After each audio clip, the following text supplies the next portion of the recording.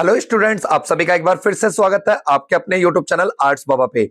आज हम लोग क्लास 11 की जो ज्योग्राफी की हमारी फर्स्ट बुक है बच्चों, फिजिकल ज्योग्राफी भौतिक भूगोल, उसके चैप्टर नंबर 2 के इंपॉर्टेंट क्वेश्चंस को पढ़ेंगे, जिसका नाम है पृथ्वी की उत्पत्ति एवं विकास। मैंने पिछली वीडियो में आपको इस चैप्टर के सारे इंपॉर्टेंट एमसीक्यू क्वेश्चंस करवा दिए थे, इसलिए आज की वीडियो में हम सारे लॉन्ग क्वेश्चंस करने वाले हैं। तो चले बच्चों, वीडियो को शुरू करते हैं। अगर चैनल को अभी तक आपने सब्सक्राइब नहीं किया तो चैनल को सब्सक्राइब कर लीजिएगा। और हाँ, मैं इस बात की गारंटी देता हूं कि आपने अगर ये वीडियो देख ली तो आपको इन क्वेश्चनों में किसी भी तरह की दिक्कत नहीं आएगी। ठीक है। पिछली वीडियो में आप लोगों ने कमेंट किया था कि सर थोड़ा धीरे धीरे बोला करिए, कोशिश मैं करूंगा थोड़ा स्लो बोलने की और आपको अच्छे से समझाने की। तो वीडियो को देखिए और अपने फ्रेंड्स के साथ शेयर भी करें। क्वेश्चन नंबर फर्स्ट है बच्चों, प्रकाश वर्ष क्या है? तो देखिए, प्रकाश वर्ष क्या होता है? प्रकाश वर्ष सुनते ही पहले ये तो मत समझेगा कि ये साल है बच्चों। प्रकाश वर्ष ना ये दूरी को मापता है। किसको नापता है बच्चों? ये दूरी को मापता है। ठीक है, समय को नहीं मापता। प्रकाश वर्ष की जो गति है, वो प्रकाश की जो गति है ये 3 लाख किलोमीटर प्रति सेकंड है। मतलब 1 सेकंड के अंदर प्रकाश जो है 3 लाख किलोमीटर चलता है। ठीक है। एक साल में प्रकाश जितनी दूरी तय करता है उसी को हम बोलते हैं प्रकाश वर्ष। क्या कहते हैं बच्चों? प्रकाश वर्ष। और प्रकाश वर्ष का जो मूल्य होता है ये होता है 9.46 इंटू 10 की पावर 12। यहां पे गलत लिखा है बच्चों, 10 की पावर 12 किलोमीटर के बराबर होता है। पृथ्वी और सूरज के बीच की जो औसत दूरी होती है ये 14,95,98,000 किलोमीटर की है, एवरेज दूरी। देखिए, सूरज और पृथ्वी के बीच की, सूरज पृथ्वी से कई बार बहुत पास आ जाता है, कई बार बहुत दूर चले जाता है, तो इसकी जो एवरेज दूरी निकाली जाती है वो एवरेज दूरी है बच्चों हमारा 14,95,98,000 किलोमीटर। ये एक नंबर का क्वेश्चन पूछ लेता है। ठीक है। तो प्रकाश वर्ष के संदर्भ में ये दूरी केवल कितना है? 8.311 मिनट। मतलब सूरज से पृथ्वी तक प्रकाश आने में 8 मिनट 311 सेकेंड का लगभग समय लगता है। ठीक है बच्चों, समझ आ गया होगा उम्मीद करता हूं। प्रकाश वर्ष क्या होता है?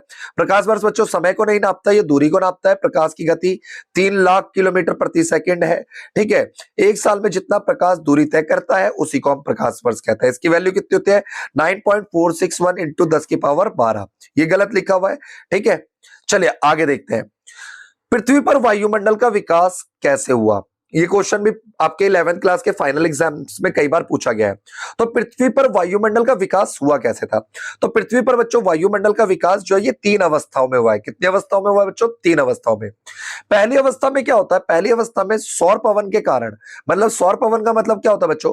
सूरज से आने वाली ऊष्मा के कारण क्या हुआ? जो पृथ्वी पर हाइड्रोजन और हीलियम गैस थी ये पृथ्वी से दूर चली गई। ठीक है, पहली अवस्था में।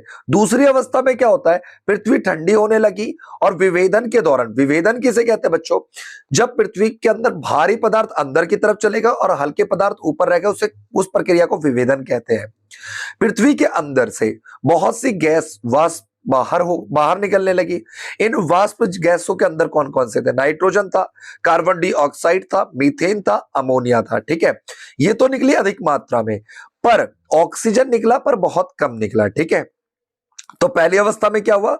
जो पृथ्वी पर गैस थे हाइड्रोजन हीलियम वो दूर चले गए।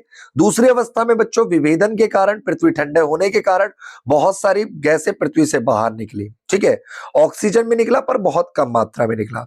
तीसरी और अंतिम अवस्था में पृथ्वी पर लगातार ज्वालामुखी विस्फोट होने के कारण वाष्प एवं गैस बढ़ रहा था। यह वाष्प संघनित होकर के वर्षा के रूप में परिवर्तित हुआ, जिससे पृथ्वी पर महासागर बनने लगे और उसमें जीवन विकसित हुआ। जीवन विकसित होने के पश्चात प्रकाश संश्लेषण की प्रक्रिया तेज हो गई और पृथ्वी पर ऑक्सीजन की मात्रा अधिक हो गई। इस तरीके से पृथ्वी पर वायुमंडल आया। ठीक है, चलिए क्वेश्चन नंबर 3 देखते हैं बच्चों। ये भी इंपॉर्टेंट क्वेश्चन है। इस वीडियो के अंदर जितने भी क्वेश्चंस है बच्चों इंपॉर्टेंट क्वेश्चंस है। ठीक है, इसलिए इसे अच्छे तरीके से देख लीजिए। पृथ्वी के उत्पत्ति के से संबंधित विभिन्न संकल्पनाओं को स्पष्ट कीजिए। तो देखिए, पृथ्वी की उत्पत्ति कैसे हुई इसको लेकर के अलग अलग विद्वानों के अपने अलग अलग राय हैं, जिसे हम अलग अलग संकल्पनाओं में पढ़ते हैं। ठीक है, जो पहली संकल्पना है वो निहारिका परिकल्पना संकल्पना है। निहारिका परिकल्पना सिद्धांत क्या कहता है? इस परिकल्पना के जनक थे इमैनुअल कांट। इन्होंने कहा था कि पृथ्वी की उत्पत्ति या ग्रह की उत्पत्ति जो है गैस व अन्य पदार्थों के घूमते हुए बादल से हुआ है। ठीक है, ये जो गैस और अन्य पदार्थ के जो बादल है इसी को बोलते हैं निहारिका। क्या बोलते हैं बच्चों? निहारिका। और इंग्लिश में बोलते हैं नेबुला। ठीक है, अब सेकंड परिकल्पना देखिए, लाप्लास ने क्या करा, ये जो निहारिका परिकल्पना सिद्धांत था बच्चों, जिसके पिता किसे कहा जाता है, इमैनुअल कांट को। लाप्लास भाई साहब ने क्या करा, निहारिका परिकल्पना में थोड़ा सा सुधार किया और इन्होंने कहा घूमती हुई नेबुला, नेबुला मतलब होता है धूल और जो ब्रह्मांड के अंदर पाए जाने वाले ग्रहणु है उसके कण, ठीक है, इनके बीच कोणीय संवेग बढ़ा और नेबुला संकुचित मतलब इकट्ठा हो गया और उसके बाहरी भाग पे छल्ले के रूप में बाहर निकलने लगे, जो बाद में क्या हो गए, ग्रह के रूप में बदल गए।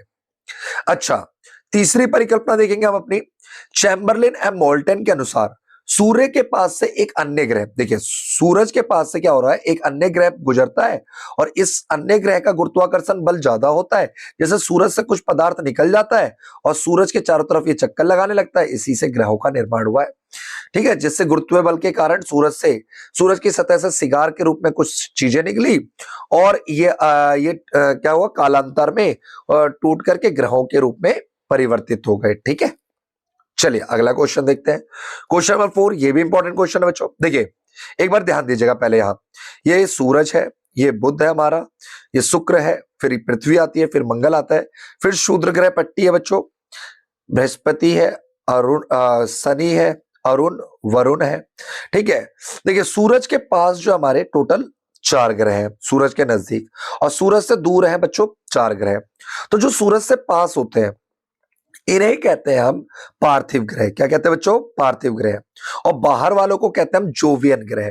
ठीक है, तो इसी में अंतर पूछ रहा है, जो पास वाले हैं वो छोटे होते हैं और दूर वाले क्या है, बड़े ग्रह हैं। ठीक है, तो इसी का अंतर पूछ रहा है, पार्थिव ग्रह और बाहरी ग्रहों के बीच अंतर। तो पार्थिव ग्रह जो होते हैं ये जनक तारा सूरज को कहते हैं बच्चों, इसके पास होते हैं। ठीक है, अधिक तापमान के कारण यहाँ पे जो हाइड्रोजन और हीलियम गैस थे वो दूर हो गए, जबकि जोवियन ग्रह जो है दूर वाले वो इससे गैस अभी भी इकट्ठा है। ठीक है, हाइड्रोजन और हीलियम। सेकंड देखिए, सौर वायु के प्रभाव से पार्थिव ग्रहों के गैस और धूल के कण उड़ गए हैं, किंतु जोवियन ग्रहों के गैस और सौर पवन अभी तक नहीं हटे हैं। थर्ड है बच्चों, पार्थिव ग्रह छोटे होते हैं, इनमें गुरुत्वाकर्षण शक्ति कम होती है, अतः सौर पवनों के प्रभाव से गैस रुकी नहीं है। जबकि जो जोवियन ग्रह होते हैं ये भारी होते हैं, दूर होने के कारण सौर पवनों के प्रभाव से बचे हुए हैं, उन पर गैस रुकी हुई है। ठीक है, चलिए क्वेश्चन नंबर 5 देखते हैं। अब पांचवें में देखेंगे बच्चों, पृथ्वी पर स्थल मंडल, जिस भूभाग पर हम रहते हैं, स्थल मंडल के विकास में विभेदन की प्रक्रिया क्या योगदान है। देखो बच्चों, मैंने विभेदन अभी बताया था थोड़ी देर पहले। पृथ्वी जब ठंडी हो गई थी तो ठंड गर्म हो रही थी, इसके कारण क्या हुआ, तापमान लगातार बदल रहा था, इसके कारण हल्के पदार्थ तो पृथ्वी के ऊपरी सतह में रह गए और जो भारी पदार्थ थे वो पृथ्वी के अंदर चले गए। ठीक है, आपको अगले चैप्टर में बताऊंगा। पृथ्वी को 3 परतों में पढ़ते हैं हम। सबसे ऊपरी परत को भूप्रपट्टी बोलते हैं, अंदर वाले को, बीच वाले को मेंटल बोलते हैं और अंदर वाले को क्रोड बोलते हैं। ठीक है, तो देखो हल्के और भारी घनत्व वाले पदार्थों का पृथक का मतलब होता है बच्चों अलग होने की प्रक्रिया को विभेदन कहा जाता है। पृथ्वी की उत्पत्ति के दौरान अत्यधिक तापमान के कारण पृथ्वी के पदार्थ और द्रव्यमान हो गया, जिसके फलस्वरूप हल्के और भारी पदार्थों का जो मिश्रण तैयार हो गया।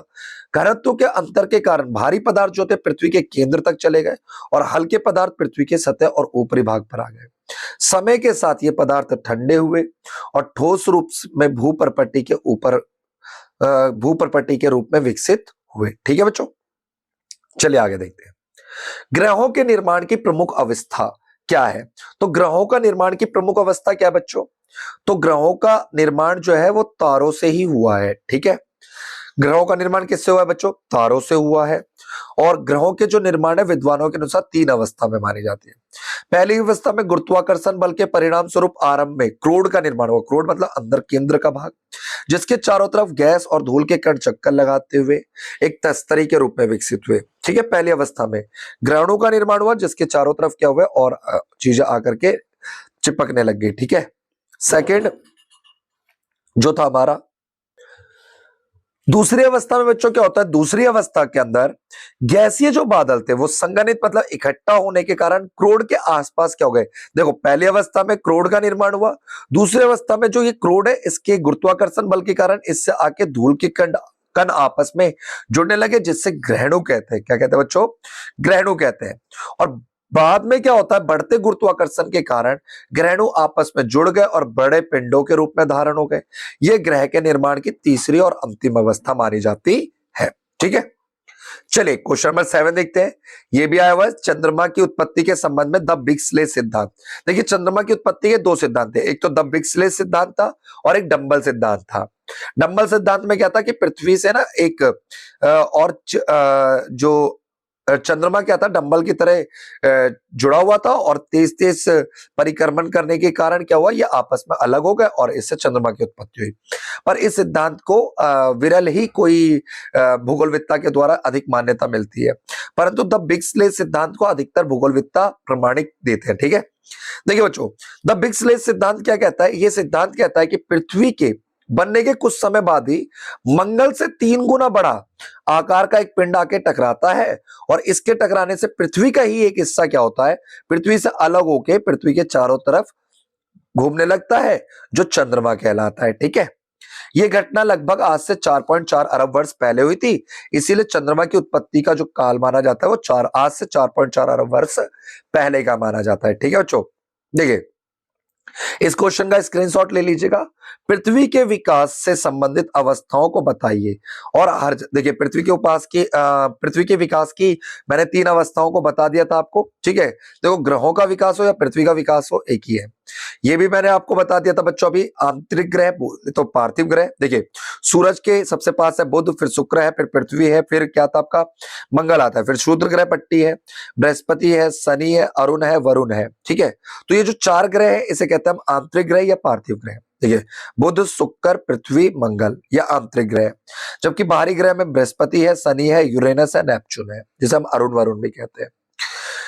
वे देखिए जो आंतरिक ग्रह या पार्थिव ग्रह होते हैं ये शूद्र ग्रह पट्टी और सूरज के बीच में होते हैं, जबकि बाहरी ग्रह जो होते हैं ये शूद्र ग्रह पट्टी के बाद होते हैं। ठीक है, समझ गए। जो आंतरिक ग्रह होते हैं ये स्थलीय ग्रह कहलाते हैं। स्थलीय ग्रह क्योंकि इनका जो स्थल है वो ठोस होता है, और बाहरी ग्रह को जोवियन ग्रह कहते हैं। जोवियन का मतलब होता है बच्चों बड़ा। जो आंतरिक ग्रह होते हैं पार्थिव ग्रह ये आकार में छोटे होते हैं, जोवियन ग्रह आकार में बड़े होते हैं। आंतरिक ग्रहों का घनत्व उच्च होता है, जबकि जोवियन ग्रह का घनत्व कम होता है। आंतरिक ग्रह जो होते हैं ठोस चट्टानी अवस्था में, जबकि जोवियन ग्रह अभी भी गैसीय अवस्था में। आंतरिक ग्रह गर्म है, बाहरी ग्रह कैसे बच्चों, ठंडे हैं। ठीक है, अच्छा इस चैप्टर का सबसे one of the most and favourite question आ गया बच्चों, ब्रह्मांड का विकास बिग बैंग सिद्धांत के बारे में। तो बच्चों बिग बैंग सिद्धांत 1920 में एडविन हब्बल के द्वारा दिया गया था। इसके अनुसार ब्रह्मांड का विकास हो रहा है, समय बीतने के साथ साथ आकाश गंगाओं के बीच की दूरी क्या हो रही है बच्चों, बढ़ रही है। यह सिद्धांत आकाश गंगा के एक दूसरे से दूर जाने को कहता है। ठीक है, इसी को कहता है ब्रह्मांड का विस्तार। बिग बैंग सिद्धांत के 3 इंपॉर्टेंट पॉइंट सुन लीजिए। आज ब्रह्मांड जिन पदार्थों से बना है वे समस्त पदार्थ एकाकी परमाणु के रूप में स्थित, जिसका आयतन अत्यधिक सूक्ष्म था, घनत्व बहुत अधिक था। इन परमाणु में अत्यधिक ऊर्जा क्या हो गई, संचित इकट्ठा होने के कारण विस्फोट हो गया और 1 सेकंड के अंदर अंदर पूरे ब्रह्मांड का क्या हो गया बच्चों, विस्तार हो गया। ठीक है, आगे देखिए बिग बैंग के लगभग 3 लाख वर्षों के दौरान जो क्या कहता है आपका तापमान था 4500 डिग्री केल्विन तक कम हो गया एवं परमाणविक पदार्थों का निर्माण हो गया, पहले परमाणु का।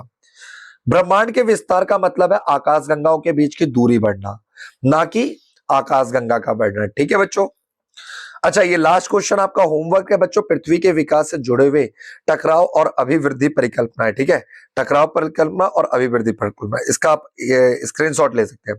तो बच्चों आपको वीडियो कैसी लगी, वीडियो अगर अच्छी लगी हो तो आप कमेंट बॉक्स में कमेंट करके बता सकते हैं। वीडियो में किसी तरह की आपको दिक्कत लगती है, कठिनाई लगती है, या मैं आपको समझा नहीं पा रहा हूं कुछ चीज, तो प्लीज कमेंट बॉक्स में कमेंट करके जरूर बताएं। और अंत तक वीडियो को देखने के लिए बहुत बहुत धन्यवाद। अगर आपको किसी चीज की और दिक्कत लगती है तो आप मेरे को मेरे व्हाट्सएप नंबर पे व्हाट्सएप कर सकते हैं। मेरा व्हाट्सएप नंबर है बच्चों 70 42 38 73 38। ठीक है, ये मेरा व्हाट्सएप नंबर है बच्चों, मेरे प्लीज व्हाट्सएप कीजिएगा, क्योंकि कॉल करने से क्या होता है कि मैं ऑफलाइन क्लासेस में रहता हूं तो डिस्टर्ब हो जाता हूं थोड़ा सा। और मिलते हैं बच्चों अगली वीडियो में, तब तक के लिए जय हिंद जय भारत।